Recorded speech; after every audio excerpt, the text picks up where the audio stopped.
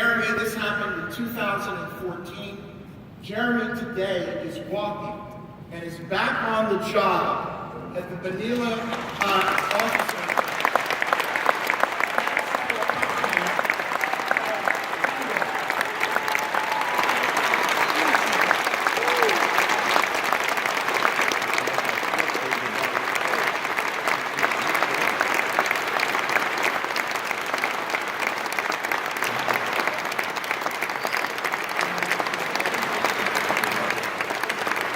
Jeremy is with his wife, and you'll see he has a control unit on his hand. And Jeremy cannot walk without these robotic legs. This is what's called an exoskeleton. It was invented by an Israeli quadriplegic. Jeremy, thank God, Officer Romero, is only a paraplegic, has good arm control. And basically, what the founder of this company, whose name is Amit Gopher, decided was that he wanted to essentially walk again himself or to help others walk. He had an accident with an ATV. And when he came out of that accident, he started working Rewalk. Today, Rewalk is helping countless people get up out of their chairs.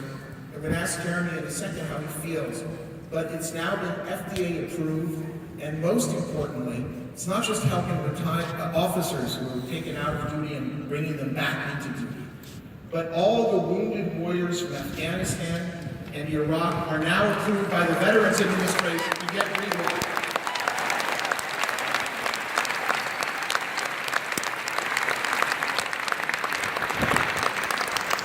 So, how has this changed your life?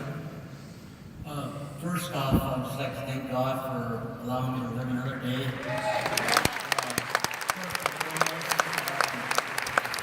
This has changed my life dramatically. I began researching how to walk again over 2.5 years ago. I did a lot of research. I didn't want to be in the chair, and I was always that one person willing to never give up on whatever obstacle came in front of me. I was able to locate some information on Rewalk. I was actually able to get in contact with them, be able to get tested for a device. And actually I did my testing at Tier Memorial Hermann in Houston. My insurance, luckily enough, was able to purchase a device for me because I was injured on the job. Since then, I've been actually moving forward back at work. With the Sheriff's Department in Bernalillo County, New Mexico. I serve numerous arrays of different capacities, still able to contribute to law enforcement with the technology Rewalk has provided with me. I'm just very grateful. Officer Romero, speechless. This is unbelievable. Ladies and gentlemen, Officer Romero.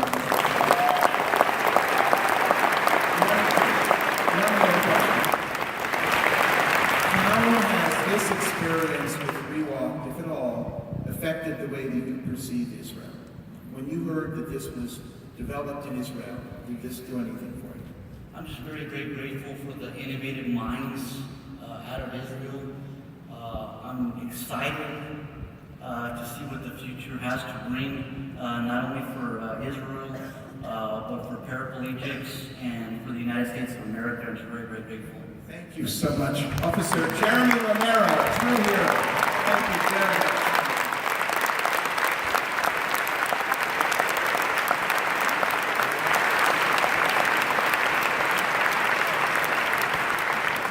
Next, going to bring on stage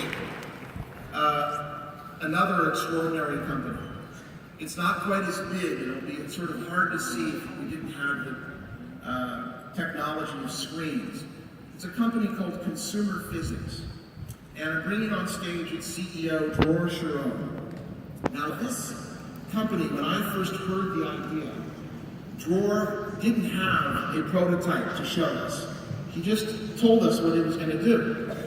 And I was an old person who had grown up a little bit on Star Trek and had seen this thing called the tricorder, which allowed Spock and Captain Kirk to basically examine all matter. It was like Google for matter. And he said, I can do this. I can do it in a form factor smaller than this. And we went ahead and took the risk of investing.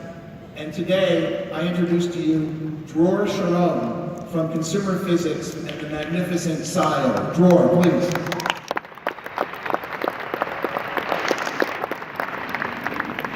Help us navigate the world, know which restaurant to book tonight, or know what song is playing on the radio. But when it comes to the actual stuff around us, if you're not sure or just don't know, well, you're on your own. SINO is the first molecular sensor that fits in the palm of your hand. It scans the molecular fingerprint of an object and provides relevant instant information about its chemical makeup. You can use it to log the chemical fingerprint, record it,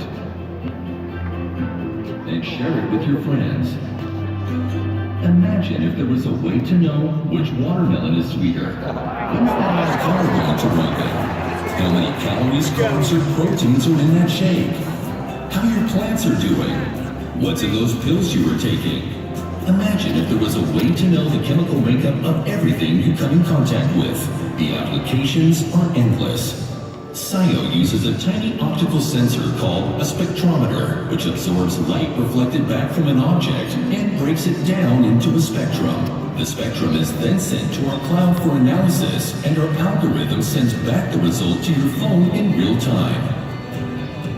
Spectrometers are used today in labs around the world, but they are too large and expensive for everyday use. SINO is a tiny spectrometer that can be mass-produced at low cost. What's exciting about SINO is that it empowers us all to explore new frontiers right under our noses. You don't have to be a scientist, you just have to follow your curiosity. And every time you scan, you're helping to build the world's first database of matter that has tremendous implications for research, for medicine, for education, for our food system, and for our environment. You can also get our development kit and build applications of your own. Join the journey.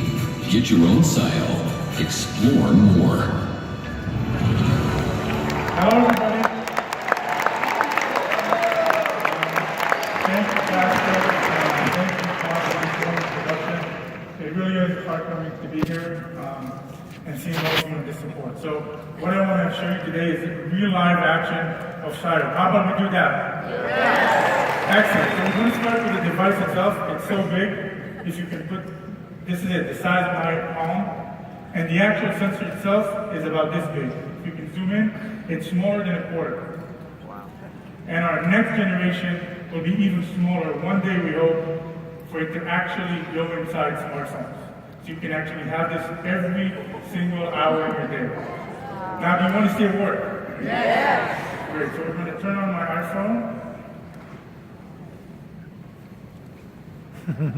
Oh, we're gonna. Okay. And so we have this connected, and let's say you start your morning with a fruit bowl. You want to measure how sweet are those, for example, strawberries you have here. So I'm going to choose our fresh fruit. I'm going to bring the device very close to the actual strawberry, press the button. You'll see light coming out. Only 2-second scan. It now actually sends it to our Google Cloud for analysis, the Google for materials. And we'll see in real life time, we'll see what comes out. So there's about 10% sugar. 10% sugar in this specific strawberry. It doesn't go to a generic strawberry. This specific strawberry contains 10% sugar. Now let's go, let's say you go down at lunch, you want to have a little bit of Doritos with some salad. Well, that's good. So how about that tomato that you just bought? So we're going to scan a tomato. Bring it very close again. That's it. That's the entire scan time. It creates a spectral fingerprint, analyzes it, and tells you a bricks measurement, which is a professional grade measurement for quality of tomatoes in real time for this specific tomato. Now, how about that cheese, right? So we're going to have some cheese. We're going to take this cheese, just regular cheddar cheese that you have in everyday food, point it again, and that's the entire scanning process. And we're going to, let's see how fatty is this cheese. And, well, pretty fatty, 34% fat. I have mozzarella here, it's much less fatty, I can tell you, we're not going to check it yet. And now what we're going to do, it comes to dinner, maybe you're on a paleo diet, you want to have some meat. So we're going to see which one is the leanest. I got a burger, a steak, and an actual piece of salmon that I bought last night at a supermarket 2 blocks down the road. So we're going to start with the steak. This is a really marbled steak. You can probably focus on it. Really good, juicy steak. It's scanning. So let's see what it says. This is a pretty fatty steak. A lot of fat, very marbled. We're not going to go to the lean burger, but some of us really like lean burger. Again, some of us actually create our own burgers. So before, we just had 4th of July. So what's in that burger we're about to eat? Let's see what comes up. Okay, I'll take it some time. And so this is much leaner, as you can tell, than that specific piece of steak. And lastly, what we're going to try is the salmon. As you know, fish are very lean. That's what they tell you at school. Let's see if that's really true. And that's dinner. That's what we had for breakfast, lunch, and dinner. The product itself is actually in mass production right now. Let's see what it says in a second. We have recruited over 2,000 developers. We're shipping all over the world. 140 countries have got this device in their hands. And I'm going to try again. As you can tell, it's a real life demo, so it's taking us a little bit of time. But I'm going to put it there. Thank you all very, very much. Thank you very much for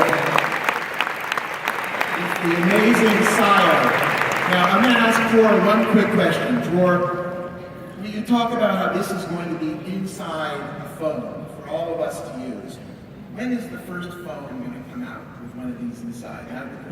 So I'm not asking us to sign on it, okay? But when do you think consumers like our friends in the audience will be able to get this? So, right now you can just buy this device. Online at SINO.com? At consumerphysics.com, yes, you can go buy that. The partnership, we've signed a partnership that we've announced 6 months ago with a very large American company, some of you might know it, called Analog Devices. It's a semiconductor company. That company is working with us now to take this technology to the next level, to miniaturize it and make it affordable so it can actually go inside smartphones.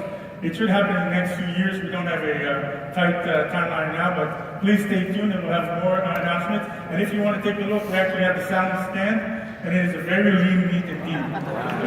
Thank you all very, very much for your support. Thank you. Dror Sharon and SINO. So our last amazing company is going to be a company called CropX, who is solving a huge problem here in America and in the world, which was we've run out of water. And those old day habits of just wasting it, of spritzing it, needlessly. Israel has led the world in drip irrigation, as you know, but 98% of the world doesn't drip, they spritz. That's in Yiddish word that means spray, for those who don't know.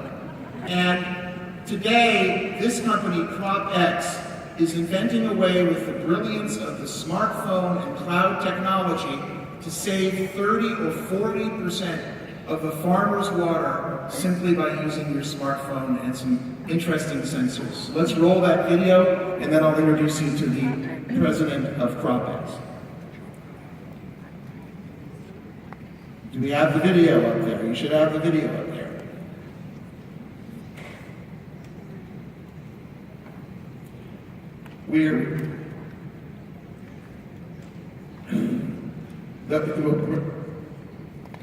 Okay, so with no video, unfortunately, you'll have to go look at that at cropx.com. I'm going to bring up Michael Daubert. Michael knows a little bit about agriculture. Come on up here, Michael. Michael is a PhD in agronomy from Cornell University. He's the president of CropX USA. And before that, just a note, Michael spent 15 years at an Israeli favorite, a company called Netafim, which means drips, which is the pioneer in drip irrigation, and drove Netafim to be a household name really in many farming communities. And today he's doing the same thing for CropX. So Michael, take it away from CropX.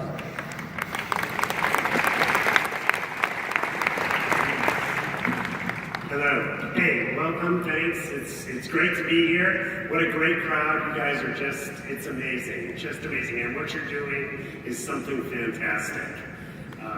Actually, as much as I'm not right now, right here, I'm part of your organization, but but in fact, I've actually spent the last 20 years working in Israel or working for Israel. I've actually lived in Israel, and it's been just fantastic working with Medved and other startups, working with our crowd. I really apologize. I thought we had a nice video to show us what CropX does, but here I'll just try to explain and create a nice vision in your mind. CropX, our interest is creating a window into the soil. We combine software and sensors to basically measure.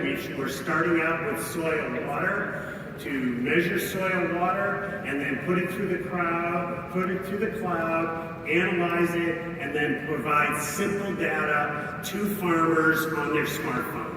I mean, the key that I would say the U.S. has some of the greatest farmers, actually the greatest farmers in the world, no question about it. But yet only 10% of U.S. farmers actually use technology to support their watering decisions.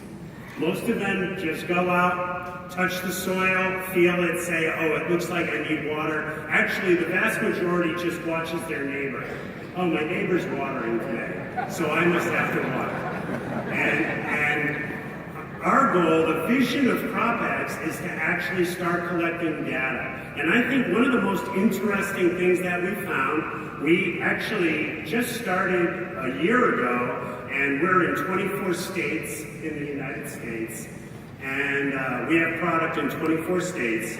And I think the most interesting comment is that even farmers who felt like they were doing a great job irrigating were surprised at how much better they could be, how much they were overwatering and underwatering, and these were guys who were truly experts.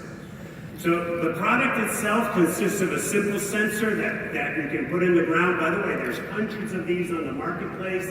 I'd say the most unique thing about the CropX sensor is that the farmer can actually install it himself. Doesn't need any professional expertise.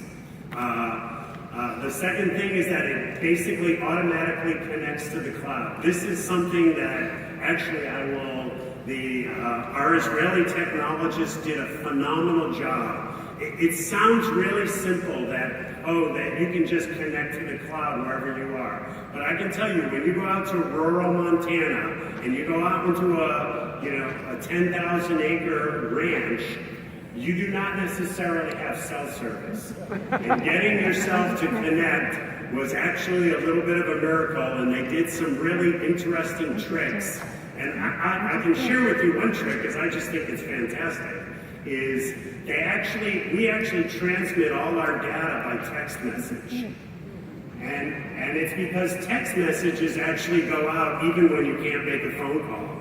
And so this was actually, and it sounds like so simple, and it was such a simple thing, but we actually made it work so that really truly in 95% of US farms we can actually connect to the cloud and get data to the cloud.